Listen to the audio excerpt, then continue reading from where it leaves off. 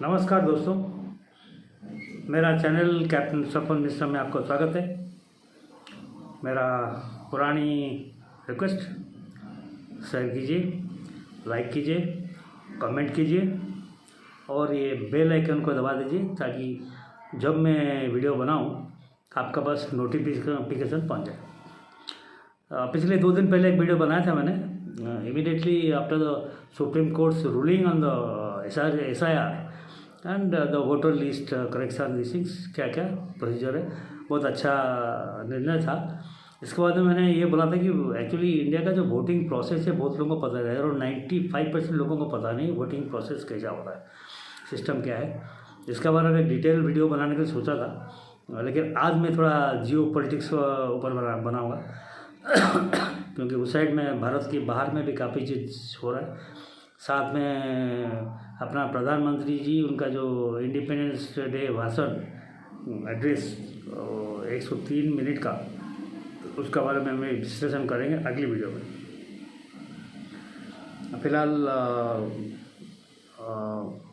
जो नंद उत्सव वाराणसी में, मथुरा, काशी, वाराणसी, वृंदावन ब्रिज में जमुना के किनारे अभी 7 दिन तक चलेगा।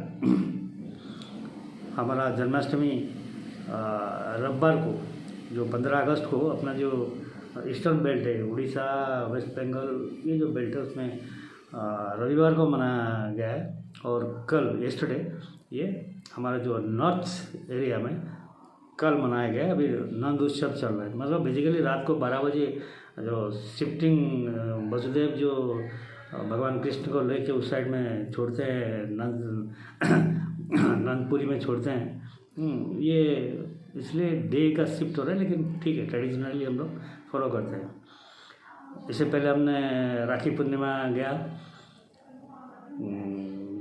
अपना जो सबसे बड़ा ठाकुर जगन्नाथ जी का बड़े भाई बलदेव जी, उनका भी जन्मदिन गया।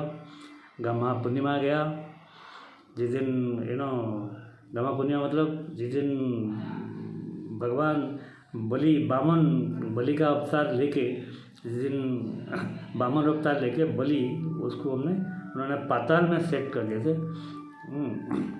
ये है कहानी। अब जानते हैं उसकी क्या चीज़ है, बामन अवतार जिसको बोलते हैं। ये सब त्यौहार हमने मनाया।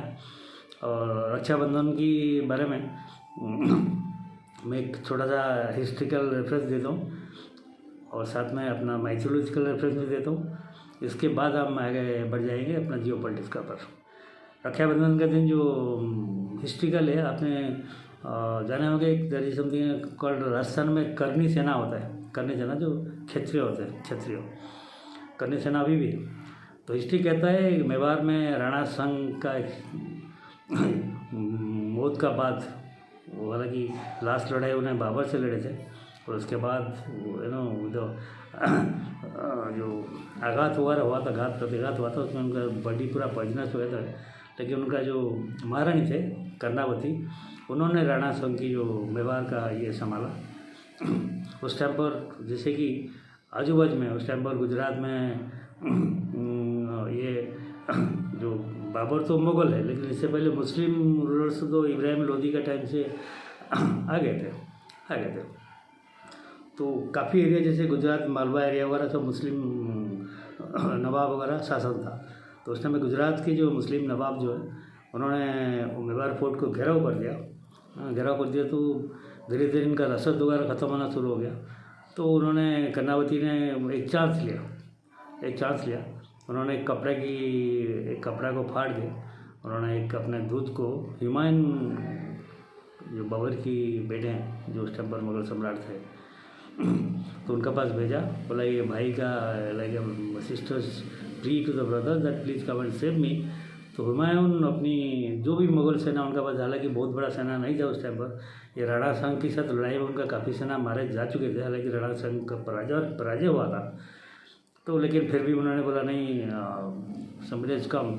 तो उन्होंने बोला कि अगर मैं उसको भी प्रोटेक्ट नहीं करता हूँ, अगर वो जो अहमद शाह अगर वो ले लेते हैं उसको, तो उसको फिर रिकैप्चर करना बहुत डिफिकल्ट होगा।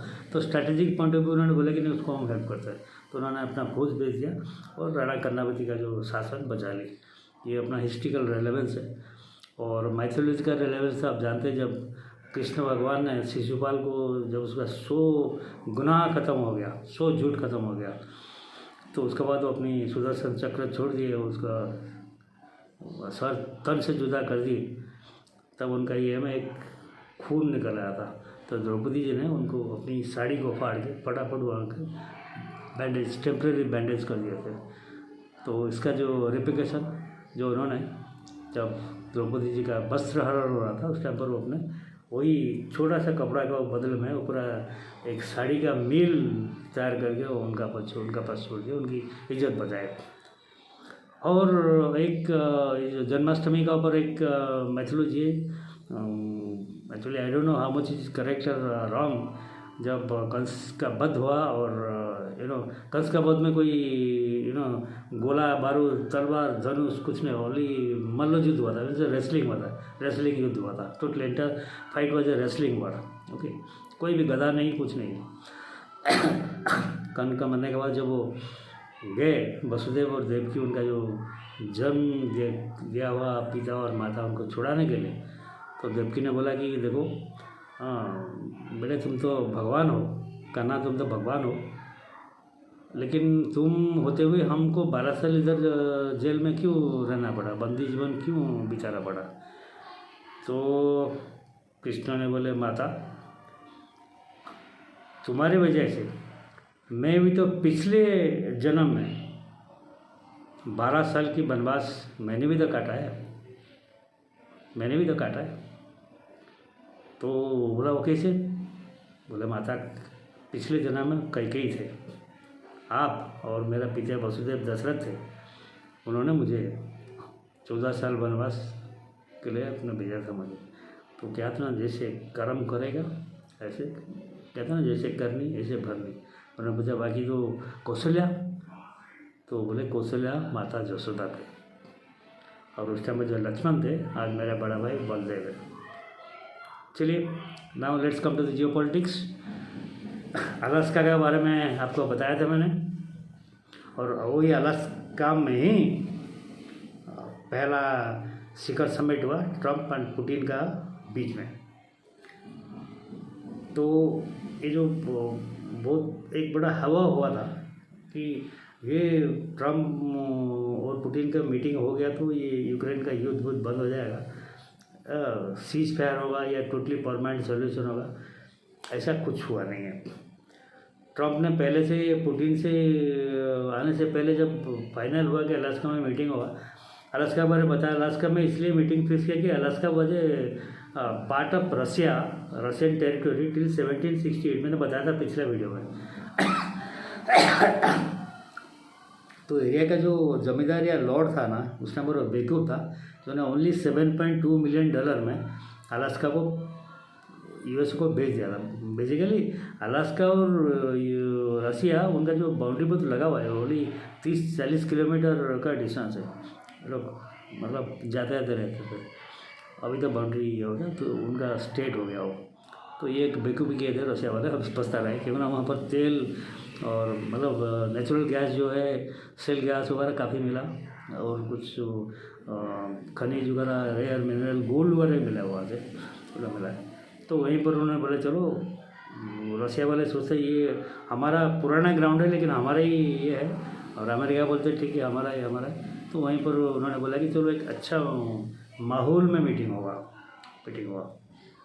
इससे पहले ट्रंप ने थोड़ा हवा मार दिया था, बोला था कि देखो मैंने जब भारत का पर टैरिफ, एक्स्ट्रा टैरिफ लगाया, तब वो रशिया का पर प्रेशर आया, क्योंकि भारत को तकलीफ होगा तो रशिया को सहन नहीं होगा। तो इसलिए उसने एग्री हुआ मीटिंग के लिए, हवा मार दिया। हमने सुन लिया, इधर से निकाल दिया। फिर जब पुतिन जी लैंड किए, देखा तो आपने देखा होगा ये में F-22 बिल्डिंग, मतलब जो एयरक्राफ्ट साइड में लगे हुए हैं, रेड कारपेट और खूब गर्म जैसे स्वागत। ऊपर से उनका B-2 बम्बर्स जो ईरान में बमिंग किए थे, वो भी फ्लाई पास्ट किए। एकदम पूरा झमाझम हाथ मिला के एकदम पूरा जैसे दो भाई मिल रहे हैं। तो ट्रंप सोचा था कि आज अगर सीज फायर का कुछ मैं डिक्लेयर कर देता हूँ तो नोबेल प्राइज़ के लिए तो पक्का है, क्योंकि ना ट्रम्प बेसिकली वो नोबेल प्राइज़ का उसका तो नोबेल प्राइज़ का भूत सवार है। लेकिन उसको पता नहीं चल रहा क्या हो रहा है उसका एम है। एक्चुअली मतलब एज हो गया ना, इसलिए थोड़ा सा वो पागलपन आ जाता है ज़्यादा एज बढ़ने। तो हालांकि बीच में उन्होंने थोड़ा वो तो जो अज़रबैजान आर्मेनिया का उनका पर एक पीस डील कर दिया छोटा मोटा जो है, और एक अभी रिसेंटली थाईलैंड और कंबोडिया उनका बीच में चुक हो रहा था, उसको भी थोड़ा सा स्टॉप बम लगा कर दिया, पीस स्टॉप करके कर दिया वो। तो इसका धमकी दिया भाई, छोटे मोटे लोग हैं भाई, उसको बड़ा ये धमकी दे रहा है तुम मानो तुम करो दोनों करके वो करा दिया। लेकिन वो धमकी जो रशिया का चलेगा, चाइना के साथ इंडिया का चलेगा नहीं चलेगा। तो फाइनली रसिया पुतिन तो बहुत बड़ा खिलाड़ी है, पूरा मोदी का भाई है वो, पूरा खिलाड़ी है, वो चूस के निकालता है। उसने बोला बेटे ट्रम्प ठीक है, मेरा कुछ शर्तें हैं, ये शर्तें। पहला बात है, एक तो जेलेंस्की जो है वो इलेक्टेड प्रेसिडेंट नहीं है, उसका प्रेसिडेंट का टेन्योर ख़त्म हो चुका है, 2 साल हो गया एक्स्ट्रा गद्दी मार के को पकड़ के बैठा हुआ है। पार्लियामेंट इलेक्शन किया नहीं, आज नहीं तो कल करेगा, तो जो नेक्स्ट टाइम आएगा क्या हो श्योरिटी है, गारंटी है जो कि वो हमारा जो भी समझौता होगा उसको मानेगा। एक बात है। दूसरी बात है कि जो उसको जो नाटो का जो मेंबरशिप उसका जो भूत है उसको उतरना चाहिए। तीसरी बात है, ये बोला कि जितना एरिया हमने थर्ड जो है, जो 2014 में आपको याद होगा क्रीमिया को रशिया ने एनेक्स कर लिया था, जिसको यूक्रेन हमेशा अभी भी दावी करे क्रीमिया हमारा है। तो उन्होंने बोला कि क्रीमिया का जो है उसको रिकॉग्नाइज करना पड़ेगा वो रशिया का है। 3 चौथा जो है अराउंड 20% करीब टेरिटरी जो रशिया उसको कब्जा कर रखा है, वो रशिया बोला कि उसको भी हमारा टेरिटरी में मिलने के लिए एग्री होना पड़ेगा। स्पेशली दिस 20% टेरिटरी जो बहुत इंपॉर्टेंट है, क्योंकि अमेरिका अभी मतलब पागल हो रहा है रेयर अर्थ मिनरल के लिए, मैग्नेट्स, सेमीकंडक्टर्स, ये जो ना काफ़ी चीज़ें, लिथियम, ये जो बहुत सारी चीज़ें जो रशिया से भी ले रहे, रशिया के पास भी कुछ ले रहे हैं, अभी तक भी रशिया का ट्रेड नहीं बंद कर रहा इसलिए। और चाइना का वो जो लगातार टैरिफ 30%, बाद में उसको फिर 90 दिन पोस्टपोन किया, फिर उसके बाद और 90 दिन पोस्टपोन किया। उसको यही डर है, जब वो 145% तक टैरिफ चला गया था, चाइना ने उसका जो रेयर अर्थ का जो मटेरियल उसका सप्लाई ही बंद कर दिया था। तो उसमें क्या ना, उसका नासा बंद, उसका लॉकहीड मार्टिन, उसका जो बोइंग जो कंपनी जो कार फोर्ड ये टीवी फीवी ये रेडार सब कुछ बंद, मेडिकल सब बंद। तो उसने बोला कि ये चला यार, जैसे कि हमारा पास जो है ना, हमारे पास भी वही रेयर अर्थ जो मिनरल्स है वो हमारे पास बहुत कम है, कमीन्स नहीं है के बराबर, लेकिन अभी राजस्थान में कुछ मिला है, उसको अभी एक्सप्लोर करेंगे। इसके लिए हम चाइना के पास भी दबे हुए हैं। हालांकि चाइना हमको कुछ फैसिलिटी भी देता है, मैं बंद ना होगा इसके बाद में। मैंने एक वीडियो बनाया था शायद, अपना जो क्रिटिकल फर्टिलाइजर वगैरह बनाया था उसके बारे में वीडियो। तो ऐसे जो 4 डिमांड रखा है, ट्रम्प बोला चला मैं इसका पर कैसे डिसीजन ले सकूँ। अच्छा, इस बीच में जैसे कि ट्रम्प और पुतिन का मीटिंग फिक्स हुआ, जेलेंस्की चला गया जर्मनी, हाँ वो सोच रहा है कि जाएगा EU और जो नाटो वाटो में कुछ भड़काएगा, वो बोले कि विदाउट माई कंसेंट, जैसे कि ट्रम्प कोई एक तरफा डिसीजन ना ले, जैसे पुतिन बोला तो सब मान जाएगा। तो ट्रम्प बोला कि ठीक है। तो ट्रम्प फाइनली जब ये ख़त्म हुआ, उन्होंने दोबारा सिर्फ एक कॉमन स्टेटमेंट दे, नहीं इट हैज़ बीन फ्रूटफुल, अच्छा है। और ट्रम्प ने बोला कि जो एक्स्ट्रा टैरिफ वगैरह ये इसका पर जो रशियन ऑयल का पर जो चाइना और इंडिया का पर लगा है उसको रिकन्सिडर करेंगे। इसका मतलब ट्रम्प अब पीछे हट रहा है और उसको थोड़ा होप हो रहा है कि आगे कुछ बात आगे बढ़ेगा। तो उन्होंने नेक्स्ट जो समिट उन्होंने मॉस्को में फिट किया है, मॉस्को में होगा, और उसमें शायद ट्रम्प मैनिपुलेट करके कैसे न कैसे पुतिन को मना के जेलेंस्की को भी वहाँ पर वो समिट में बैठाए। लेकिन इसलिए उन्होंने जेलेंस्की को फ़ोन किया, बोला भाई देख हमने ऐसा कर दिया है, बाकी अभी तुम्हारा ऊपर है, तुम कैसे क्या करते हो। और साथ में immediately European union NATO chief उनको सब फोन मिला, बोला ऐसे ऐसे बात है, तो तुम डिसाइड करो। अभी यू जो है ना, जितना दिन तक युद्ध चलता रहेगा यू को फायदा है, और ट्रम्प चाहता है युद्ध रुक जाए ताकि वो उसमें यूक्रेन से, और जो रशिया जो 20% जो एरिया कब्जा कर रखा है उसमें भी भरे हुए ये जो रेयर अर्थ मिनरल्स भरे हुए हैं, तो उसका साथ डीलिंग करेंगे वहाँ से यहाँ से रेयर अर्थ मिनरल मिल जाए ताकि चाइना को ठेंगा दिखा सके, क्योंकि चाइना भी अमेरिका को ठेंगा दिखा सके। तो ये है, जैसे कि इंडिया का प्राइम मिनिस्टर भी कुछ दिन पहले आपको याद होगा घाना गए थे। घाना क्यों गए थे? छोटा सा कंट्री घाना क्यों गए थे? इसलिए कि घाना में भी रेयर अर्थ भरा हुआ है, टाटा भी साथ में गया था। ठीक है, टाटा अगर खर्चा करेगा, एक्सप्लोर करेगा, घाना कुछ बेनिफिट होगा, हमको कुछ बेनिफिट होगा। तो ये जब जाते हैं सब लोग, जो प्रधानमंत्री, प्राइम मिनिस्टर, एक्सटर्नल मिनिस्टर जो घूमते रहते हैं ना, वो हमेशा कुछ ना कुछ बिजनेस की प्रपोजल में जाता है। बाकी जो peace, strategic partnership, education, cultural exchange, ये सब बकवास है। कहाँ से कुछ मिलेगा? हाँ, बिजनेस कैसे बढ़ेगा? हमको क्या चाहिए वो कंट्री हमको दे सकता है कि नहीं? अच्छा, तो यहाँ पर जो है, तो अभी देखते हैं ईयू का पाले में बॉल है, इधर जेलेनिस्की का उसका जो पाले में बॉल है, आगे देखते हैं क्या होता है। लेकिन अभी ट्रम्प जो हिंट दिया कि ना भाई इंडिया चाइना का वो जो टैरिफ हो रहा है, एक्स्ट्रा लगा है, उसको थोड़ा पथ मार देंगे, यहाँ तक है। अब हम थोड़ा सा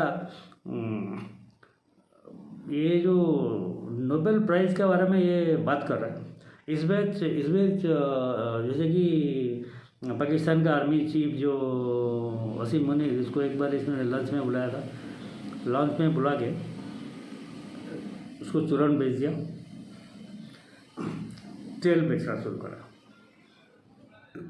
बोस्टन से टैंकर में भरा हुआ तेल, अमेरिकन तेल चल चुका है पाकिस्तान में, कराची पोर्ट के लिए तरफ जाएगा।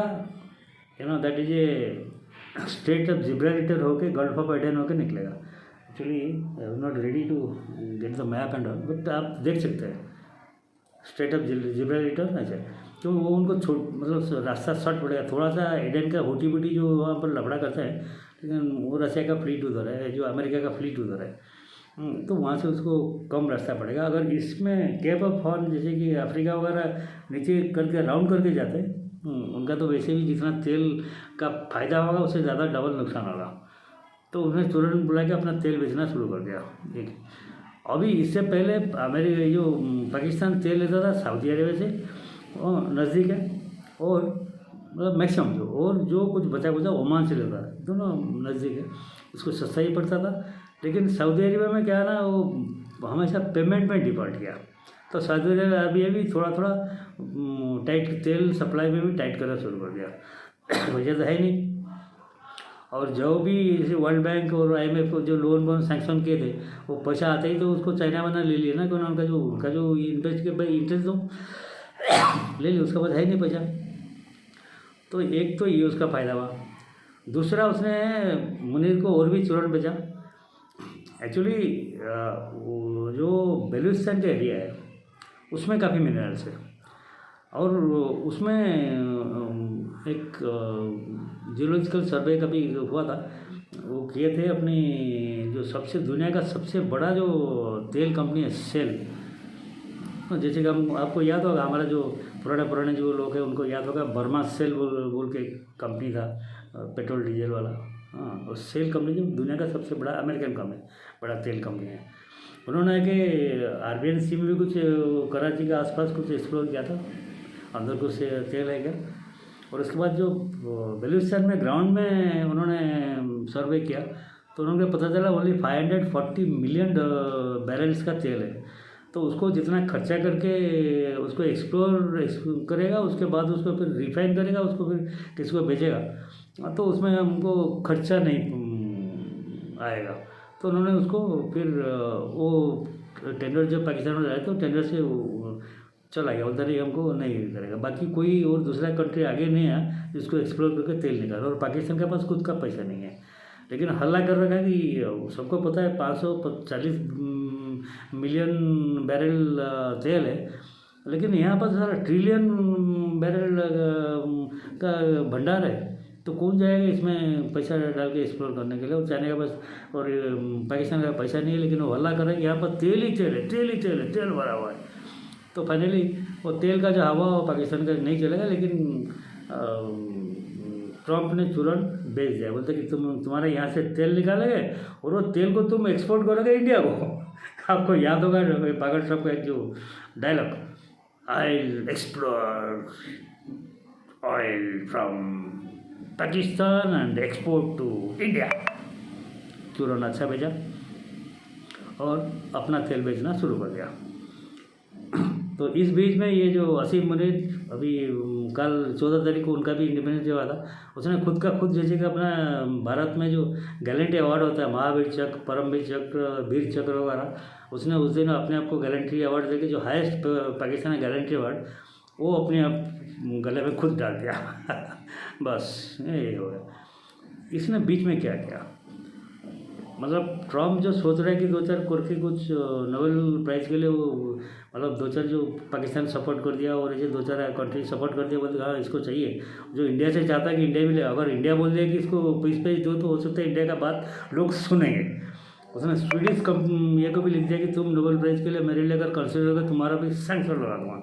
हम सबको डराता है सैंक्शन में। तो इसने ये गधेर है असीम मुनीर, वो फिर दूसरा एक ट्रिप अभी जो 2-4 दिन पहले जो उनका जो सेंट्रल कमांड फ्लीट है वो रिटायर कर रहे थे, जो सम एडमिरल समथिंग, उसका फेयरवेल में गया था। उसने बोल दिया कि उस टाइम पर इंडिया डिक्लेयर किया कि हम झेलम रिवर पे एक डैम बनाएंगे हाइड्रो प्रोजेक्ट के लिए। तो बोला कि अगर वहाँ पर डैम बना तो हम मिसाइल मार के वो डैम को पूरा ध्वस्त विध्वस्त कर देंगे, और उसके बाद में मेरे को हमको कम मत समझना, परमाणु अटैक भी कर सकते हो, कोई शहर बचेगा नहीं, सब हमारा रेंज में, ये बोल दिया। बाकी उसका जो रिप्लिकेशन तो इंडिया में क्या दिया क्या नहीं सब लोग हम लोग जानते हैं, हवाई। तो लेकिन अमेरिका का टेरिटरी के अंदर एक nuclear threat to a country, nuclear power country देता है, तो इसका मतलब ये ट्रम्प का एग्नेस्ट में जाता है। कोई भी कंट्री ये नहीं सोचेगा, लेकिन ये ट्रम्प को अभी तक भी समझ में नहीं आ रहा है। इसने क्या किया, अपने पाँव में कुल्हाड़ी मारा।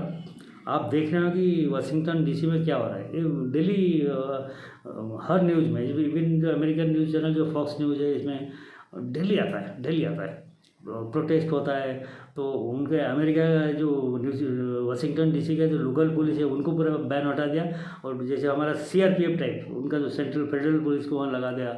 हमें जो वाशिंगटन डीसी का मेयर जो बोला रहे पागल तो क्या कर रहे हैं, लोकल एडमिनिस्ट्रेशन तो मुझे संभालना है। ट्रम्प बोला नहीं, वो लोकल एडमिनिस्ट्रेशन मैं संभाल लूँगा।